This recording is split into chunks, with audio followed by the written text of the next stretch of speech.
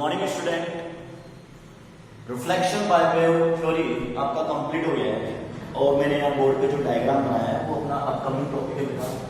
यहाँ पे लिखा हुआ है refraction on the basis of wave theory. Means topic कौन सा है? रिफ्रैक्शन, मतलब आपको रिफ्रैक्शन समझाना है। क्लियर? इससे पहले जो मैंने आपको टॉपिक करवाया था उस टॉपिक में एक बेसिक फिनोमेना दिया गया था, रिफ्लेक्शन ऑफ लाइट। अब रिफ्लेक्शन ऑफ लाइट को एक्सप्लेन करने के लिए आपने क्या प्रूव किया था बेटा? Angle i is equal to angle r prove किया था। क्लियर?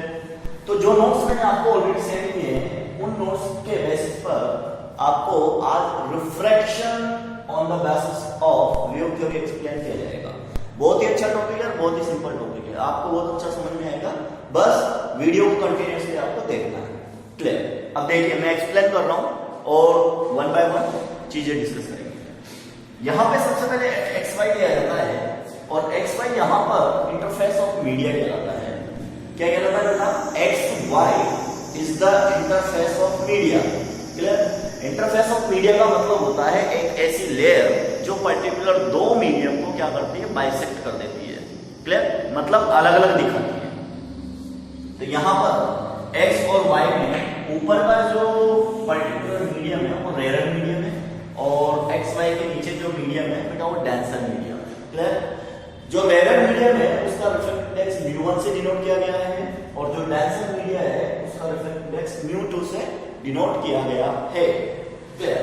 अब यहां पर कोई AB, कैपिटल AB एक वेव फ्रंट है, प्लेन वेव फ्रंट आप इंसिडेंट करवा ही रहे हो, तो ये प्लेन वेव फ्रंट है। ठीक है? ये प्लेन वेव फ्रंट जिस पर number of 3 light rays 1 2 3 are perpendicular incidenting, तो PWF पे जिस 90 डिग्री पे क्या होती है? 1 2 3 नंबर ऑफ 3 लाइट रे आपने डायग्राम में दिखाई है। तो सबसे पहले आप नीचे वाले डायग्राम को नहीं देखेंगे, केवल ऊपर वाले डायग्राम पे फोकस करेंगे। तो यहाँ पे सबसे पहले एक प्लेन वेव फ्रंट इंसिडेंट हुआ, तो ये wave front first of all किस पॉइंट पे जाके मीटिंग होता है? सर ए पॉइंट पे जाके मीट करता है। इस इंसिडेंट जो ये एक्स वाई प्लेन है, तो यहां पर जो कैपिटल ए पॉइंट है वो कहलाएगा आपका इंसिडेंस पॉइंट। क्लियर? अब इस इंसिडेंट पॉइंट पर फर्स्ट लाइट रे इंसिडेंट होती है। क्या होती है बेटा? फर्स्ट लाइट रे इंसिडेंट होती है। क्लियर? अब फर्स्ट लाइट रे इंसिडेंट होगी तो आपको अच्छी तरह पता है when a light ray goes from rare to denser media. कहां से कहां जा रही है लाइट रे? रेयर टू डेंसर मीडिया, मतलब पहले लाइट रे रेयर मीडियम में है, then light ray denser medium में है, तो नॉर्मल की ओर बैंड होती है। Clear? Move towards the normal, क्योंकि रेयर से डेंसर में आ रही है। तो रेयर से डेंसर में आ रही है तो इसका मतलब क्या हो रहा है? दिस लाइट रे मूव टुवर्ड्स द नॉर्मल। अगर ये नॉर्मल की ओर डाइवर्ट होगी तो यहां पे नॉर्मल क्रिएट करेंगे और नॉर्मल क्रिएट करते ही ये लाइट रे जो यहां जानी चाहिए थी वो सीधी सीधी कहां चली गई? अब वो चली गई नॉर्मल की ओर। इसका मतलब ये ए लाइन जो आ रही है ये पूरी की पूरी क्या है बेटा? 30 सेकंड में move on in this direction, मतलब सीधी की सीधी ये रिफ्लेक्ट हो गई। अब उसी समय अंतराल स्मॉल t में, that is the time interval, और B पॉइंट पे आने वाली जो लाइट रे वो भी आगे की ओर बढ़ेगी। अगर वो लाइट रे आगे की ओर बढ़ेगी तो t समय में जो डिस्टेंस कवर होगी इस लाइट द्वारा वो क्या होगी बेटा? बताइए। V1t होगी। कौन सी होगी? V1t। इसका मतलब इस पर्टिकुलर रेयर मीडियम में जो लाइट स्पीड दी गई है वो V1 है और t समय में ये कहां से कहां आ जाती है? B आ जाती है। इसका मतलब V1t बराबर क्या होगा? B होगा। Light ray starting from B point and reach up to the A point, तो B बराबर हो जाएगा V1t। पहला केस तो आपका यहां फिनिश होता है। अब आपने ये देखा होगा कि सर यहां पर रेयर मीडियम जो आप यूज कर रहे हो उसमें लाइट रे ज्यादा स्पीड से फ्लो होती है। क्लियर? ऑब्वियसली अगर आपको मैं बोल दूं कि V1 is greater than V2 तो t समय में तय की गई जो डिस्टेंस होगी वो क्या होगी? V1t is greater than V2t। इसका मतलब ये जो देर 3 सेकंड में कवर हुआ है, यहाँ पर ये लाइट रे जो कवर होगी वो क्या होनी चाहिए, उससे कम होनी चाहिए। इसका मतलब आपने जो ये आर्क यहाँ पे क्रॉस किया है उसको कम करते हुए यहाँ पर क्या कर देंगे, एक आर्क ड्रॉ कर देंगे। क्लियर? तो यहाँ पर पॉइंट क्या है, ए, और ए से क्या मिला आपको, बी डैश मिला। इसका मतलब डेंसर मीडियम के अंदर जो ए बी डैश होगा डिस्टेंस वो होगा C2T। क्या होगा बेटा, ए बी डैश जो होगा वो होगा C2T। ऑब्वियसली ऑब्वियसली जो V1T है वो V2T के कंपेयर में क्या रहेगा, ज्यादा रहेगा। इसका मतलब we can say that in the rarer medium the distance covered by the light is greater than compared to the denser medium। तो आपको ये तो हमेशा फोकस मिल गया कि V1T बोले तो VA dash is greater than AB dash। इसका मतलब BA dash rarer medium का क्या होगा, ज्यादा। फिर आपने क्या किया, यहां से एक आर्क क्रॉस किया और वहां पे पॉइंट लिया B डैश, तो AB डैश यहां पर V2T को डिनोट करेगा। क्लियर? तो इन दोनों पॉइंट्स को आप मिला दीजिए, A डैश B डैश, एक नया वेव फ्रंट मिलेगा जिसे बोलते हैं रिफ्रैक्टेड वेव फ्रंट। क्या बोलते हैं बेटा, रिफ्रैक्टेड वेव फ्रंट। ये इंसिडेंट वेव फ्रंट होता है A डैश B डैश, यहाँ पे रिफ्रैक्टेड वेव फ्रंट होगा। तो ये A डैश B डैश एक रिफ्रैक्टेड वेव फ्रंट में कन्वर्ट हो चुका है। क्लियर? अब इससे 90 डिग्री पे, तो देखिए इससे 90 डिग्री पे 1 dash 2 dash and 3 dash, these light rays are perpendicular on this plane wave front। अब सब first of all angle decide करते हैं। देखिए यहाँ पे नॉर्मल के रेफरेंस में इसका द्वारा बनाया गया एंगल क्या होता है, आई होता है। तो ये BWF इस लाइट रे से 90 डिग्री बनाता है, तो ऑब्वियसली ये क्या होगा, 90 माइनस आई होगा। अब ये नॉर्मल इस पूरी लाइट रे से 90 बनाता है, तो यहाँ पे अगर 90 माइनस आई होगा तो यहाँ पे क्या होगा, आई एंगल होगा। क्लियर? क्या होगा बेटा, ये आई एंगल। तो आपको केवल इस वाले एंगल को चूज करना है जो कि क्या दे रहा है, यहाँ पे आई दे रहा है। एज वेल एज अगर यहाँ पे आर एंगल होता है तो ये BWF इससे बनाएगा 90 माइनस आर, और ये नॉर्मल इस इंटरफेस ऑफ मीडिया से 90 एंगल बनाता है। अगर ये 90 माइनस आर होगा तो ये एंगल क्या होगा, आर एंगल होगा। इसका मतलब इसको क्या लेंगे बेटा, आर एंगल लेंगे। ठीक? अब first of all refractive index is the ratio of speed of light with speed of light in a medium, speed of light in vacuum with speed of light in a medium। तो जो mu dash होगा, म्यू1 होगा वो होगा बेटा C/V1, और जो म्यू2 होगा वो होगा बेटा C/V2। क्लियर? आपको इसको सॉल्व आउट करना है रिलेटिव रिफ्रैक्टिव इंडेक्स के ऑर्डर में। तो 1 म्यू2 बराबर होता है म्यू2/म्यू1। क्लियर? और म्यू2 की जो वैल्यू होगी वो C/V2 होगा डिवाइडेड बाय C/V1 होगा। C से C cancel out, that is the V1/V2। इसका मतलब 1 म्यू2 की जो वैल्यू होगी वो होगी V1/V2। That is the expression order of the relative refractive index. Clear? In terms of the speed of light in a reference medium. ये जो reference medium है उसमें 1 म्यू2 या 1/2 इसे कहेंगे तो इसकी वैल्यू आएगी बेटा V1/V2। इक्वेशन नंबर फर्स्ट आपने लगा दी। क्लियर? अब आपको रिफ्रैक्शन फॉलो करना है। क्या फॉलो करना है, पूरा इस डायग्राम से रिफ्लेक्शन को फॉलो करना है। तो रिफ्रैक्शन में जैसे प्रकार रिफ्लेक्शन पढ़ाते समय एंगल आई बराबर एंगल आर को प्रूव किया था, तो यहां पर स्नेल्स लॉ को प्रूव करेंगे। तो we are taking the triangle A dash and B, इसमें साइन आई बनेगा, साइन आई। अब आई के सामने क्या होता है, परपेंडिकुलर, ये बेस हो गया, ये हाइपोटेन्यूज हो गया। क्लियर? तो ये तो हो जाएगा परपेंडिकुलर और ये हो जाएगा हाइपोटेन्यूज। क्लियर? तो P बाई एच हो गया, ये साइन आई बराबर P upon H. B A dash divided by A dash. Clear? As well as ये आर एंगल है तो इसके सामने क्या होगा, परपेंडिकुलर, और ये हाइपोटेन्यूज हो जाएगा। तो ये हो गया A B dash divided by A dash. Clear? अब इसको कैसे सॉल्व आउट करेंगे, देखिए साइन आई बराबर होता है V1 आपने रिप्लेस मार दिया, साइन आर बराबर होता है v2t upon a dash a b dash को आपने रिप्लेस मार दिया। What is the functionology? अब फंक्शनोलॉजी में देखिए आप ट्रायंगल a डैश b के अंदर sin i बराबर होता है v1t upon a dash. Triangle a dash b dash के अंदर होता है sin r बराबर v2t अपॉन a डैश। अब इन दोनों में क्या करेंगे बेटा? डिवाइड कर देंगे।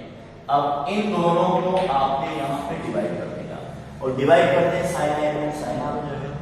sin i upon sin r को सोल्व करेंगे तो आउटपुट मिला v1t upon a dash divided bye v2t upon a dash. a dash से a डैश कैंसिल आउट, क्या मिला? v1t upon v2t। इसे t से t कैंसिल आउट तो क्या मिला आपको? v1 upon v2। बताइए इक्वेशन नंबर फर्स्ट में 1 v2 की वैल्यू क्या है? v1 upon v2। इक्वेशन 2 में sin i upon sin r की वैल्यू क्या है? v1 upon v2। अब यहाँ पे 1 v2 is equal to v1 upon v2। अब यहाँ पे v1 अपॉन v2 क्या होता है? sin i upon sin r। तो मैं यहाँ पे क्या लिखूंगा बेटा? sin i upon sin r। Clear? 1 v2 बराबर sin i upon sin r। ये क्या होता है बेटा? स्नेल्स लॉ होता है। क्या होता है बेटा? Snell's law. बताइए refraction of light Snell's law को फॉलो करती है और ये पूरा का पूरा जो डायग्राम है ये आपको क्या एक्सप्लेन कर रहा है? स्नेल्स लॉ को प्रूव कर रहा है। इसका मतलब वी कैन से दैट, क्या कह सकते हैं आप? बताइए। We can say that the refraction of light explained by the wave theory, क्योंकि यहाँ पे लाइट रे इंसिडेंट नहीं हुई, यहाँ पे वेव फ्रंट इंसिडेंट हुआ है। क्लियर? आप चाहें इसको मॉडिफाई कर सकते हैं। 1 v2 बराबर होता है v2 अपॉन v1। तो यहाँ पर आप नोट कर सकते हैं v2 अपॉन v1। अब इसको मल्टीप्लाई करके लिख दीजिए तो ये आंसर हो जाएगा v1 sin i is equal to v2 sin r। Hence to ये पूरा का पूरा जो डेरिवेशन है वो refraction of light on the basis on wave theory. ठीक है बेटा? अब नेक्स्ट टॉपिक है आपका कि जब इंसिडेंट वेव फ्रंट आता है तो प्रिज्म कैसे बिहेव करता है, लेंस कैसे बिहेव करता है। तो that is the important factor. We are going for the next topic. Hello student, देखिए यहाँ पे दो डायग्राम अवेलेबल है, टॉपिक 1 एंड टॉपिक 2। क्लियर? दोनों ही मोस्ट थ्योरी पे बेस्ड है, इंपॉर्टेंट थ्योरी है और एक नंबर में पूछे जाने वाले क्वेश्चन। देखिए सबसे पहले फर्स्ट ऑफ ऑल इसमें होता है कि जो वेव थ्योरी है उसके साथ प्रिज्म का बिहेवियर कैसा होता है, और जो यहाँ पे वेव थ्योरी है उसके साथ लेंस का बिहेवियर कैसा होता है। Understand? So there are the two topics which is described to the behavior of prism and behavior of lens in order of wavefront। चलिए स्टार्ट करते हैं। सबसे पहले माना कि यहाँ से कोई पैरेलल लाइट बीम इंसिडेंट हो रहा है तो parallel light beam provide to the PWS। इसका मतलब ये क्या होगा? आपके पास प्लेन वेव फ्रंट होगा। यहाँ क्या होगा? प्लेन वेव फ्रंट रिफ्रैक्टेड होगा, मतलब ये आउटपुट है। आउटपुट ऑर्डर इसे बोलते हैं कि इंसिडेंट और इनपुट एंड आउटपुट। तो ये क्या होगा?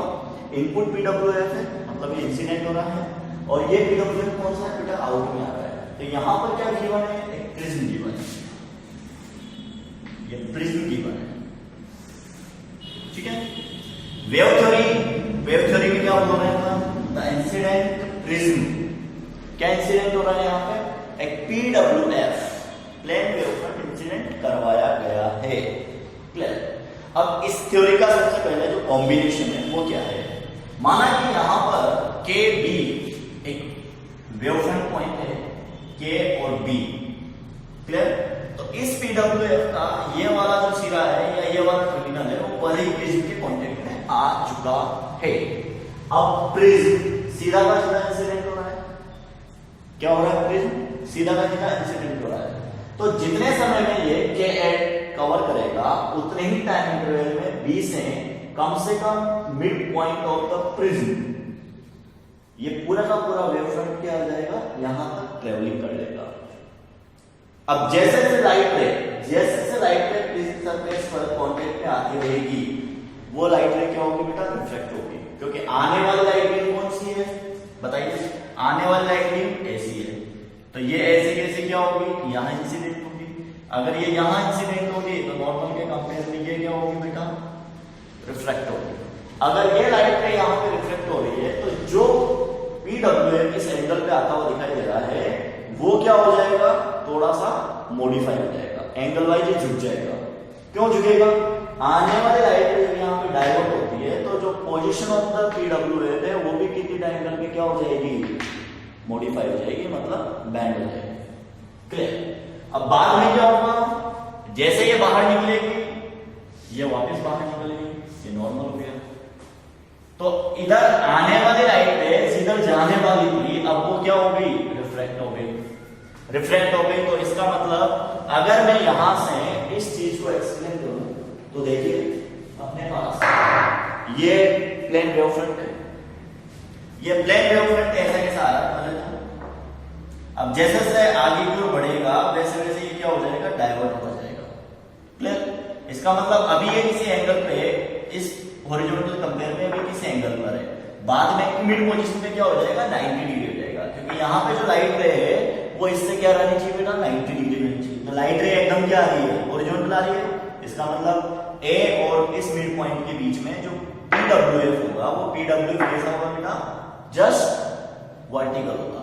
और जैसे लाइट रे आगे जाके बेंड होती जाएगी वैसे के वैसे क्या हो जाएगा, इसका इसकी तरफ डाइवर्जन या झुकाव जनरेट हो जाएगा। क्लियर। अब यहां पे आ रही है कि इनिशियल लेवल पे बात करें तो minimum part of the wave passing through the A point and maximum part of the wave passing through the BC line. तो यहां पर इसका एरिया क्या है, कम है, और यहां पर इसका एरिया क्या है, ज्यादा है। तो फर्स्ट ऑफ ऑल अगर कोई PWF या प्लेन वेव फ्रंट इंसिडेंट होता है प्रिज्म पर तो वो मिनिमाइज कहां पे पार्टिसिपेट करेगा, वो minimise travelling under the A section, clear, prism angle की तरफ, और maximum travelling under the BC line. तो बताइए इसमें क्या मिला आपको, जिस एंगल पे PWF प्लेन वेव फ्रंट आ रहा था वो एंगल वाइज क्या हो गया, झुक गया। तो पहले उसका एंगल ऐसा था, फिर 90 हुआ, फिर ऐसे झुक गया। ठीक है। अब मैक्सिमम पॉइंट नीचे एक फॉर्मूला दे रखा है, तो देखिए KA plus AA that is the distance और BC also डिस्टेंस। क्लियर। अब यहां पे बताइए कि हुआ क्या है, the time taken by the plane wave front passing through the KA plus AL is always equal to the time taken by the BC line. अगर आप इसको कैलकुलेट करके देखेंगे तो KA plus AL ऑब्वियसली ज्यादा होगा और BC ऑब्वियसली कम होगा। इसीलिए यहाँ पे स्पीड एयर दिया है क्योंकि ये एयर पार्ट में प्रेजेंट है और ये भी एयर पार्ट में प्रेजेंट है, बट यहाँ पे प्रिज्म मीडिया प्रेजेंट है इसलिए स्पीड प्रिज्म में दी गई है और यहाँ पे स्पीड एयर में दी गई है। तो what is this, the time taken by the wave front in the outer area of the prism is equal to the time taken of the plane wave front in the inner surface of the prism। Second topic है आपके पास wave theory behaviour in the lens.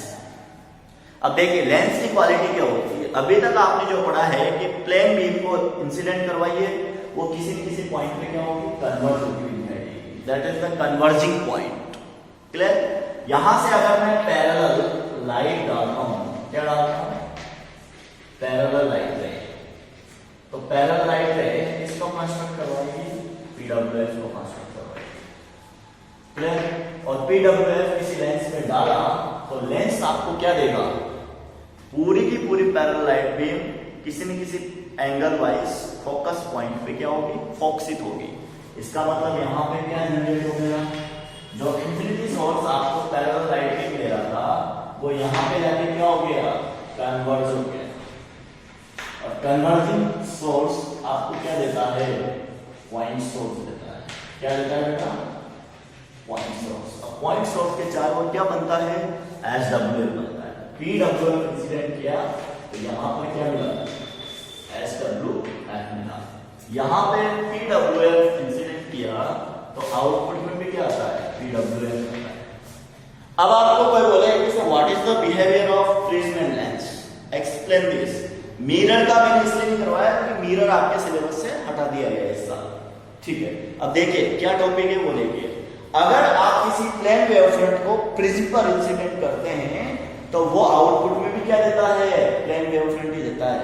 लेकिन अगर किसी plane wavefront को किसी lens पर incident करते हैं तो वो आउटपुट में क्या देता है, स्फेरिकल वेव फ्रंट देता है। इसका वाइस वर्सा भी सही है। कैसे कि अगर माना कि लेंस इधर से आ रहा है, लेंस पे SWF तो इधर से आ रहा है उल्टा, इसका उल्टा सोचिए एक बार।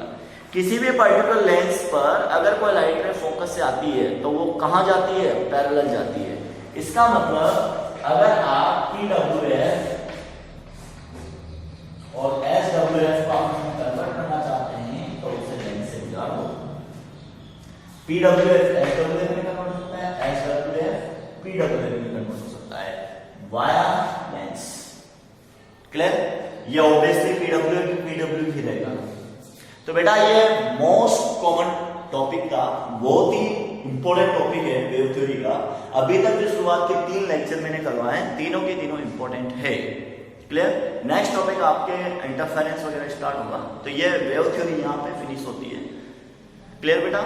आपको जो कल मैंने नोट्स दिए हैं आप उस वीडियो को देखिए और अगर आपने नोट कर लिया तो समझने की कोशिश कीजिए। फिर भी कहीं डाउट है तो देन टेक्स्ट मी या व्हाट्सएप।